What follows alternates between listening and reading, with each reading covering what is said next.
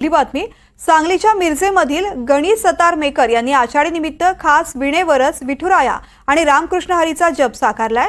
वाद्य निर्मितीसाठी मिरजची खास ओळख आहे। मिरजमध्ये वाद्य खरेदीसाठी जगभरातून कलाकार येत असतात। याच मिरजमधील गणेश सतार मेकर यांनी अनोखी कला साकारली आहे। विणेवर विठ्ठल साकारून त्यावर कोरीव नक्षीकाम करण्यात आलंय।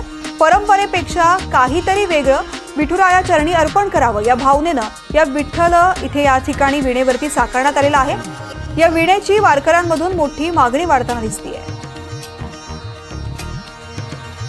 मिरजमध्ये जय हिंद म्युझिकल हाऊस यांच्याकडून चौथी पिढीचं काम चालू आहे। पारंपरिक म्हणून मिरज हे ऐतिहासिक आहे आणि इथं वाद्य तयार करायचं माहेरघर आहे।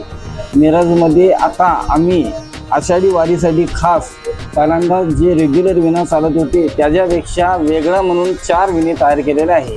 पंढरपूरसाठी हे आता आषाढी निमित्त जाणार आहेत। ह्याच्यावर पंढरपुराची विठ्ठलाची मूर्ती कोरीव कामात केलेले आहे। हत्ती आणि विठाई विठ्ठल जय जय रामकृष्ण हरी असं म्हणून आम्ही कोरीव काम केलेलं आहे।